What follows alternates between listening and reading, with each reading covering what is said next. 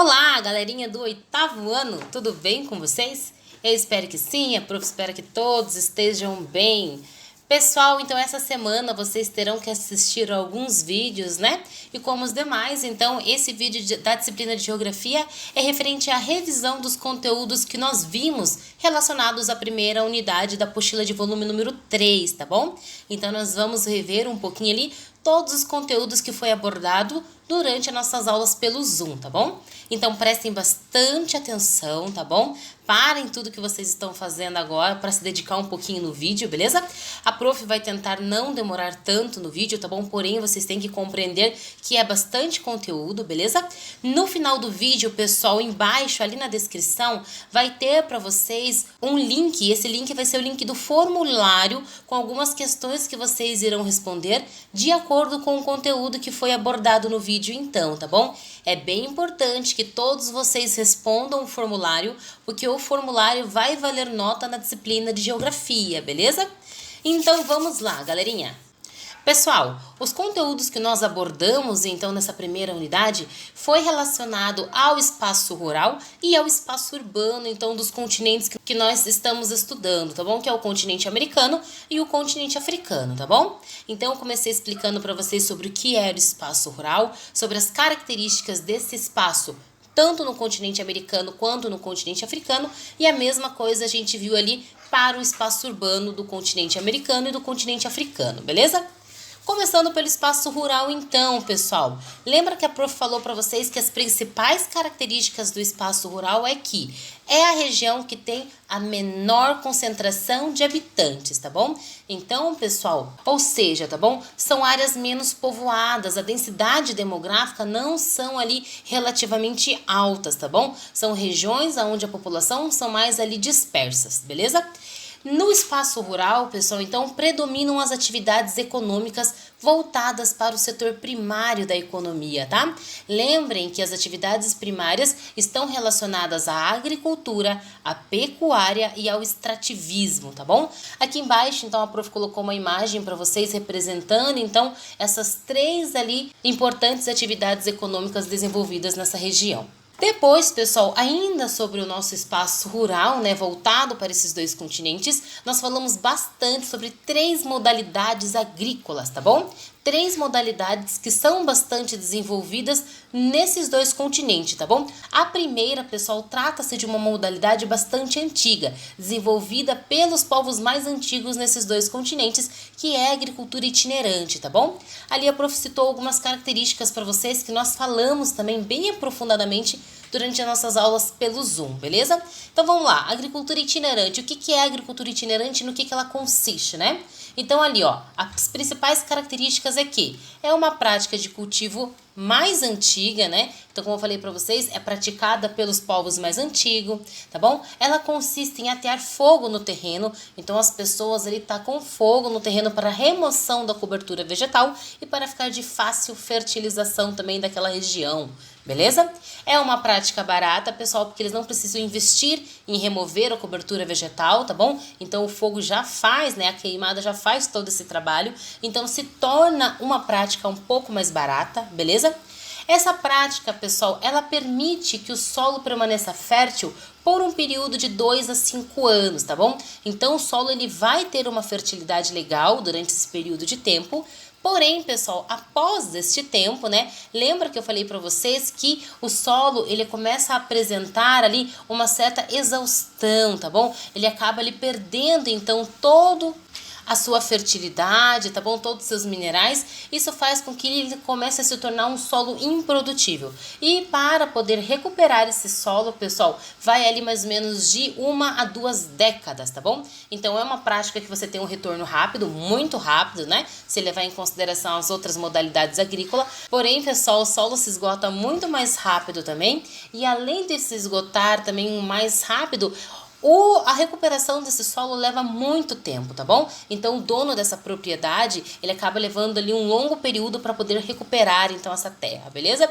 E, pessoal, é bem comum também nessa agricultura itinerante a prática do arrendamento de terras, né? É quando uma determinada pessoa, ela vai lá, ela arrenda essa terra, ela faz ali, né, tudo que ela vai produzir, tudo que ela vai ali obter dessa terra durante um período de tempo pertence a ela. Depois que acaba esse período de tempo, ela simplesmente abandona essa terra, né, e faz a mesma coisa com uma outra propriedade, tá bom? E fica então ali a critério do dono dela mesmo fazer toda a sua recuperação, beleza?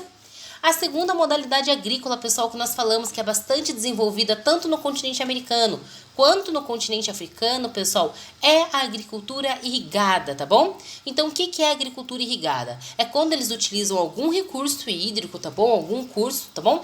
Para poder irrigar a vegetação e principalmente, pessoal, esse tipo de agricultura é desenvolvida em regiões mais secas, tá bom? Então é bem comum no continente africano, né? O continente africano tem algumas regiões que são bem secas, beleza?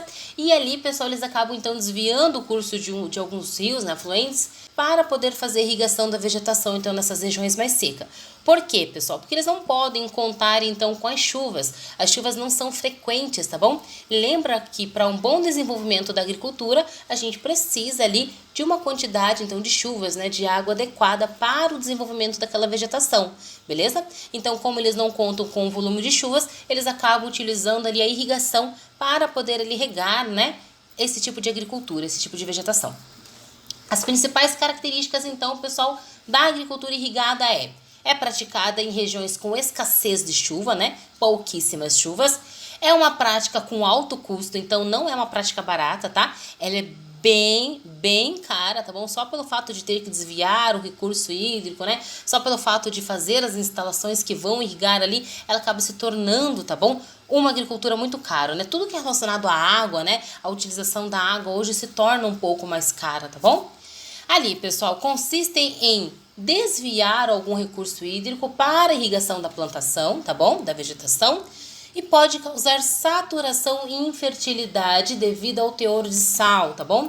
Então, muitos recursos, pessoal, desses recursos hídricos que eles desviam para poder irrigar a vegetação, acabam ali depositando um grande teor de sal, e esse teor de sal ele acaba saturando o solo, tá bom? Em um determinado tempo, prejudicando então a produtividade desse solo, tá bom?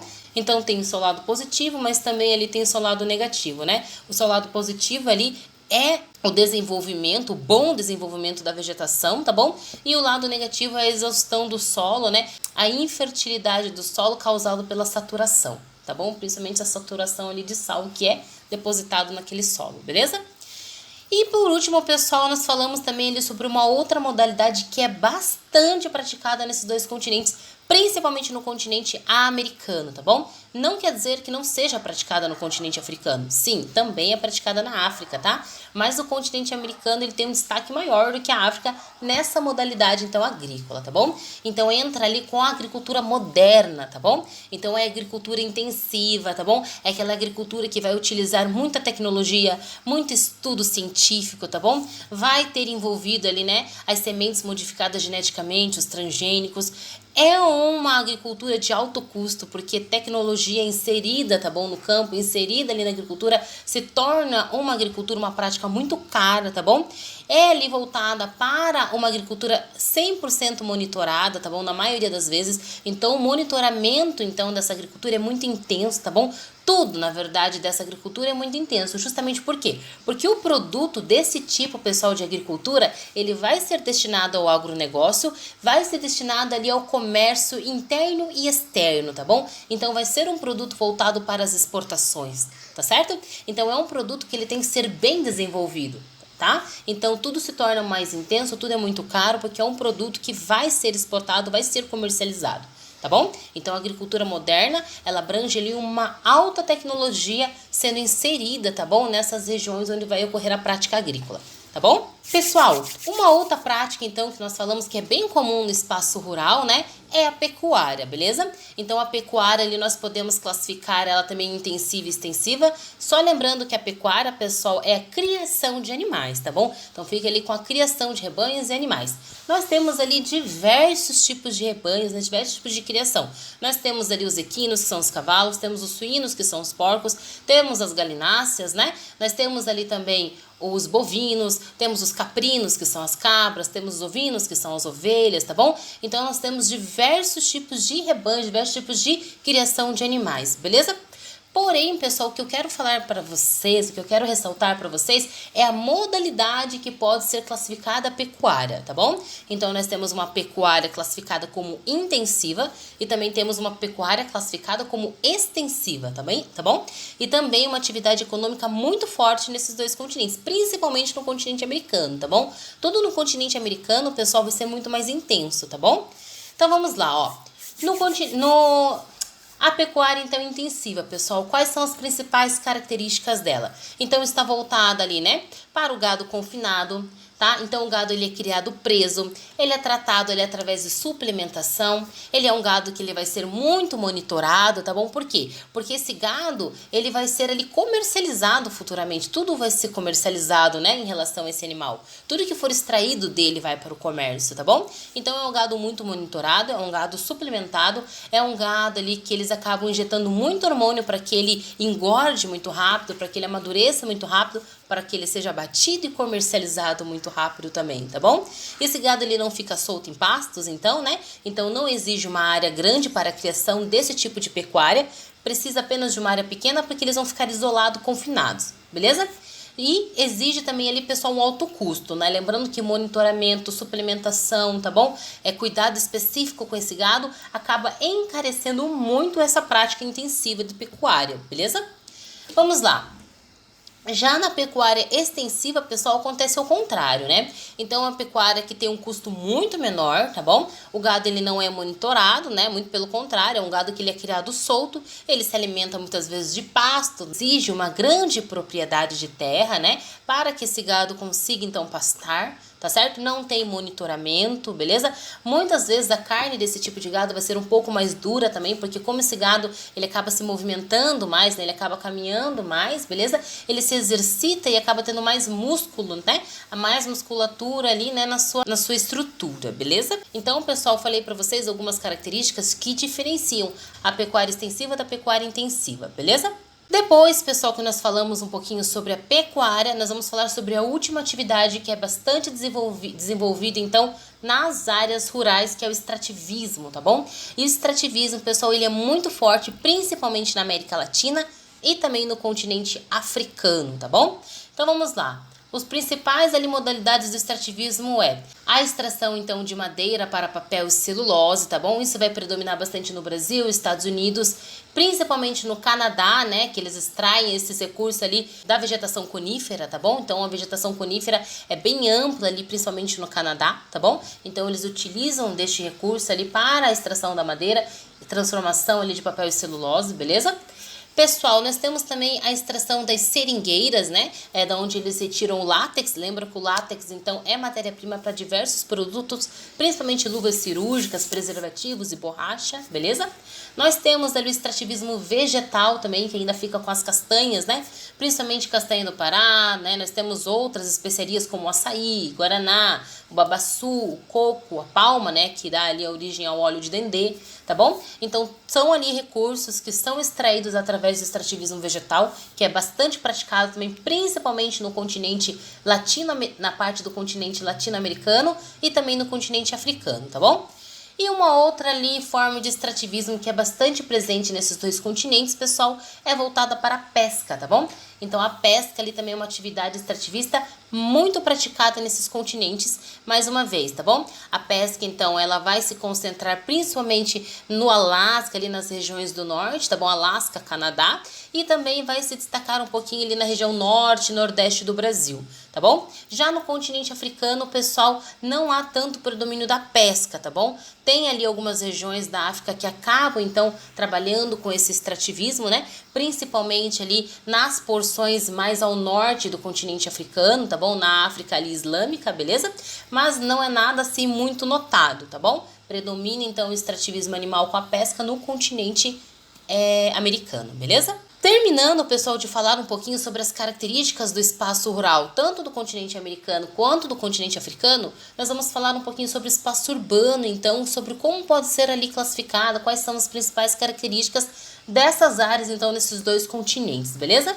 Então vamos lá, o que é o espaço urbano, tá bom? Então o espaço urbano, pessoal, onde tem grande concentração de elementos culturais e artificiais, ou seja, tem grandes construções feitas pelo homem, né?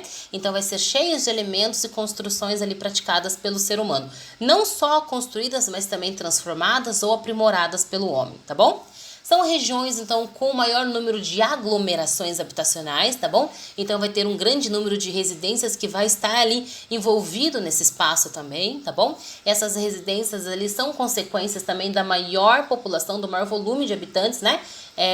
Povoando essas regiões, então, né? As regiões mais urbanas. Nós temos também ali uma grande diversidade de atividades econômicas que são desenvolvidas no espaço urbano, né? Então, o espaço urbano também é marcado por uma grande diversidade de atividades econômicas, beleza? Atividades econômicas estão relacionadas ao setor terciário da economia, beleza? Então, fica ali com prestação de serviços, né? Supermercado, shoppings, escolas, hospitais, tá bom? Então, é onde tem a maior concentração desses serviços e dessas atividades. O espaço urbano também, pessoal, ele é inserido em uma rede e uma hierarquia urbana. O que é uma rede e uma hierarquia urbana, tá bom? Rede urbana, pessoal, então, é a conexão entre cidades que compõem uma região urbana, beleza? Vamos lá, uma rede urbana, vou dar um exemplo para vocês de Curitiba, por exemplo, tá bom? Curitiba seria a cidade principal e as regiões metropolitanas seriam ali a malha urbana de Curitiba, né? São ali a malha urbana de Curitiba, tá bom? Porém, pessoal, existe uma conexão entre essas cidades. Curitiba influencia essas cidades, mas também se conecta com elas, tá bom? E, pessoal, quando nós falamos ali em rede urbana, nós estamos referindo-se, então, à conexão entre cidades, tá bom? Então, ali essas cidades se conectam de alguma forma, né? Curitiba se conecta com Colombo, Curitiba se conecta com São José, Curitiba se conecta, então, com Quatro Barras, Curitiba acaba se conectando com Campina Grande do Sul, por exemplo, tá bom? Então, rede urbana é a conexão entre as cidades, né? Entre uma cidade principal e sua malha urbana, devido ali à inserção de alguma tecnologia. Pode ser meio de transporte, né? Pode ser aplicativo, tá bom? Então, temos alguns meios que fazem essa conexão entre as cidades, que facilitam a conexão entre essas cidades, né? As próprias vias, né? Avenidas, BRs, também servem ali como elementos que interligam essas cidades, beleza? E também, pessoal, nós temos ali a hierarquia urbana. A hierarquia urbana, então, é a classificação das cidades de acordo com a sua importância, tá bom? Então, quanto mais importante e influência tiver essa cidade, mais alta ela vai estar ali na hierarquia urbana, tá bom? Mais notada ela será dentro da hierarquia urbana. Então, a hierarquia urbana fica com a classificação das cidades de acordo com a sua função e importância, beleza?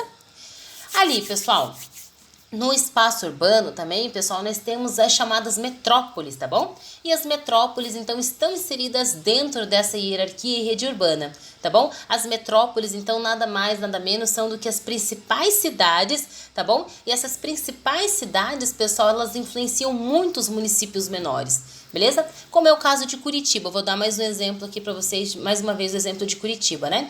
Então, Curitiba, por exemplo, é uma grande metrópole e Curitiba, pessoal, acaba influenciando 666 municípios. Então, tem 666 municípios próximos a Curitiba que acabam dependendo dessa cidade, dessa metrópole para algum tipo de serviço, né? Para prestação de algum serviço e Curitiba acaba influenciando elas também de certa forma, tá bom? Então, pessoal, as metrópoles são cidades muito importantes que influenciam muitos municípios ao seu redor, beleza? Vamos lá, como nós falamos um pouquinho sobre as metrópoles, então, pessoal, aqui está destacado para vocês as principais metrópoles desses continentes que nós estamos estudando, tá bom? Então, vamos lá, continente americano, né? O continente ali americano na parte do norte. Nós temos Nova York, nós temos Chicago, nós temos Los Angeles, nós temos São Francisco, nós temos Washington, Miami, Boston, Atlanta, tá bom? Todas essas metrópoles ali estão concentradas, então, nos Estados Unidos, que faz parte da América do Norte, beleza? Aqui na América do Sul, então, né, nós destacamos São Paulo. São Paulo é a principal metrópole. Não tem só São Paulo aqui no Brasil, por exemplo, tá bom? O Brasil tem 12 metrópoles, é porque São Paulo é a principal, tá bom? São Paulo sozinho, pessoal, ele acaba influenciando 1.028 municípios, só para vocês terem uma ideia, né? Então, tem 1.028 municípios que estão influenciados pela metrópole de São Paulo, tá?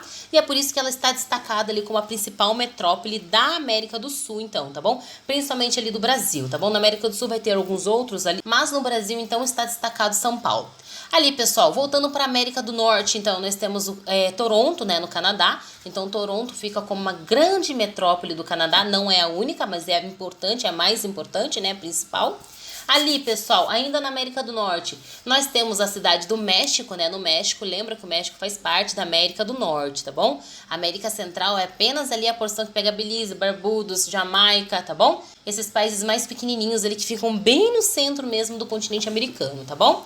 Lembra que na classificação de Sul, Central e Norte, o México ele pertence à América do Norte, beleza? Então vamos lá, ó.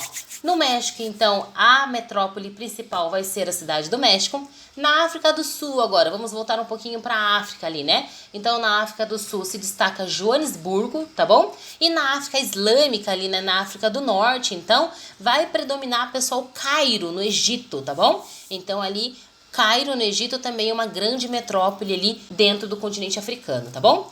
Voltando por último, então, ali para a América do Sul, nós temos ali Buenos Aires, então, que se destaca como metrópole na Argentina, beleza? Então, aqui está algumas metrópoles para vocês que se destacam em algum dos países que compõem esses continentes que nós estamos estudando. Pessoal, vamos falar um pouquinho mais, então, sobre o espaço urbano, né, na América, beleza? Então, pessoal, o continente americano, ele é ali um continente considerado urbano, tá bom? Isso quer dizer que 80% da população do continente americano, isso inclui as 3 Américas, tá? América do Norte, América Central e América do Sul. 80% de toda a população do continente americano já vive nas áreas urbanas, tá bom? Então é mais de 50%, é mais da metade. Isso faz com que esse continente seja um continente urbanizado, tá bom? Então ele é considerado atualmente um continente urbano, beleza?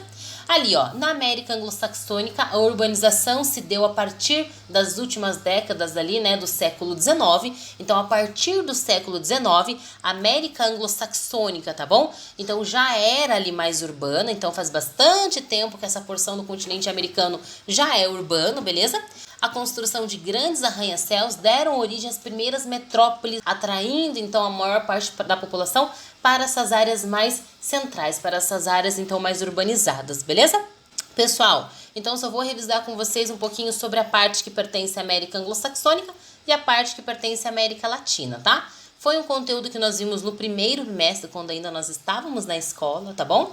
Então, só para vocês lembrarem um pouquinho. Lembra que eu falei para vocês que o continente americano ele pode ser dividido de 2 formas, né?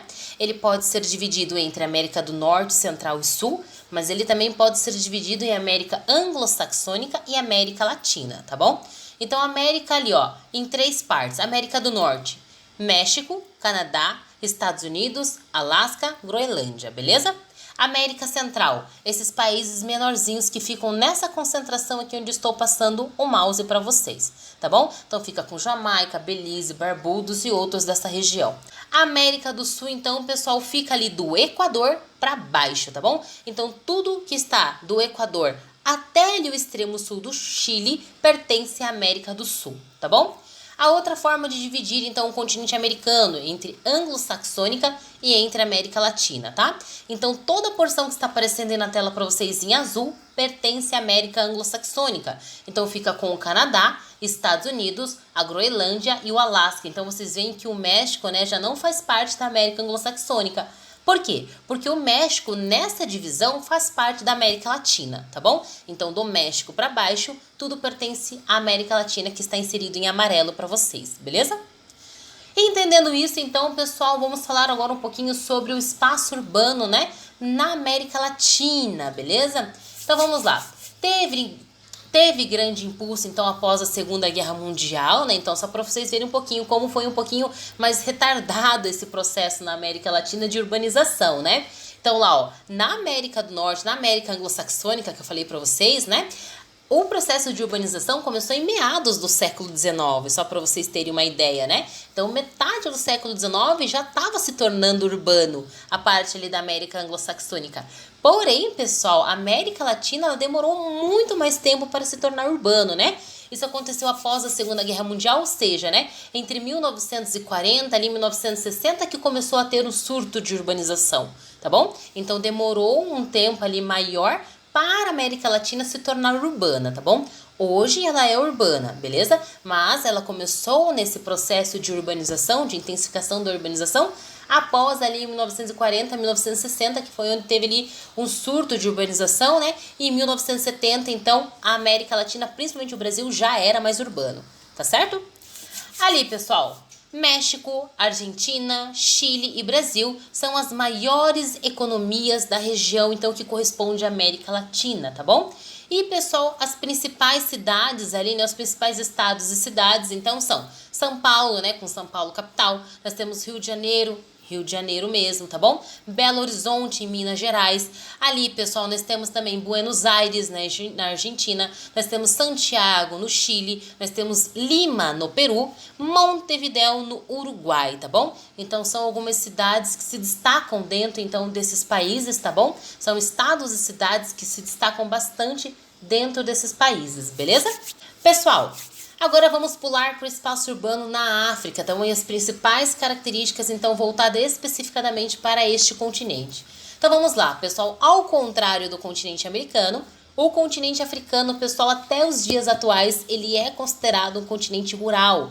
Isso quer dizer que a maior parte da população africana, né? A maior parte dos habitantes ali que habitam o continente africano vivem nas áreas rurais, beleza? Porém, a estimativa é que isso irá mudar ali para a próxima década, tá bom? Eu estava vendo um gráfico onde diz ali uma previsão para 2030 que nas próximas décadas, então, o cenário de continente rural vai passar para um continente urbano, tá bom? Então, a previsão é que em 2030 a África deixe de ser, então, um continente rural e passa a ser urbano, tá bom? Lembrando que isso é uma previsão, tá bom? Ali, ó, e os maiores aglomerados urbanos, né, apesar de ser um continente rural, os maiores aglomerados urbanos, então, estão concentrados, ó, em Kinshasa, tá bom, na capital da República do Congo, em Accra, na capital da Gana, Luanda, na capital da Angola, Joanesburgo, na África do Sul, e na cidade do Cabo, também ali na África do Sul, tá bom? Então, essas são ali, pessoal, os maiores aglomerados urbanos, onde tem ali uma grande concentração de habitantes e as regiões mais urbanas, então, deste continente, tá bom? Lembrando que predominam a população rural, é um continente rural ainda, beleza? Galerinha, a prof sabe que falou bastante nesse vídeo, tá bom? Porém, era bastante conteúdo pra gente revisar também. Não esqueçam de acessar o link do formulário que está na descrição do vídeo, tá bom? É bem importante, então assistam mais uma vez, caso seja necessário o vídeo, para que vocês consigam responder as questões do formulário, tá bom? Um beijo para todos vocês. Qualquer dúvida, entre em contato comigo pelo Positivo On, tá bom? Ou por algum outro meio, não tem problema, tá certo? Eu vou estar disponível para auxiliar vocês no que for preciso, tá bom? Um beijo para todos vocês e até a nossa próxima aula.